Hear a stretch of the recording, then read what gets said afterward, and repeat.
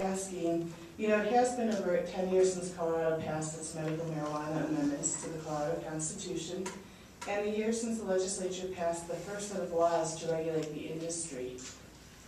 My first question is whether the amendment and the legislation that followed have had an overall positive effect on Colorado citizens, or has it done more harm than good?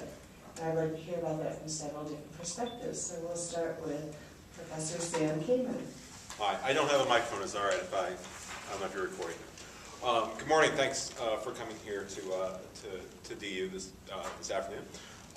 Let's see. I guess the answer to this question, has this legislation done more harm than good, really depends on what your ultimate goal is.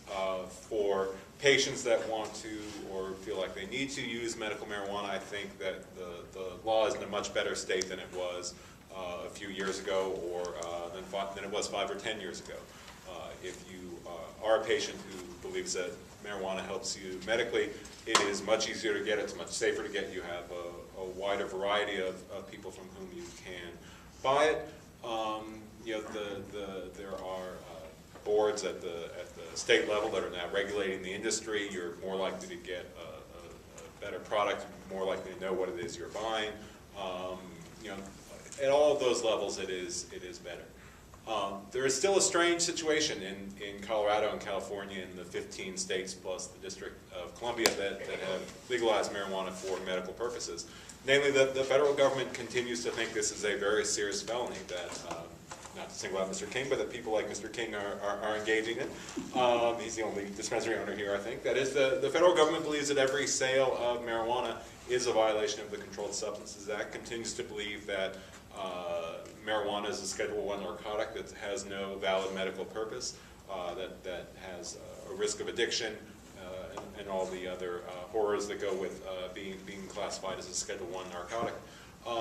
So we continue to exist in Colorado and California, in the other states that have medicalized marijuana, in a very strange and tenuous position.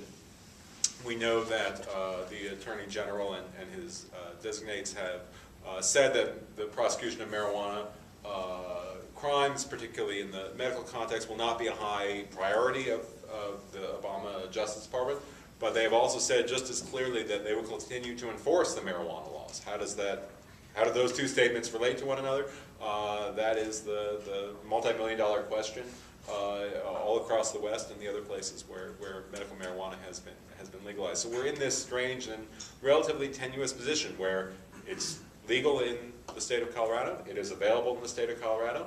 The feds are not prosecuting people, at least in the state of Colorado, at least most of the time.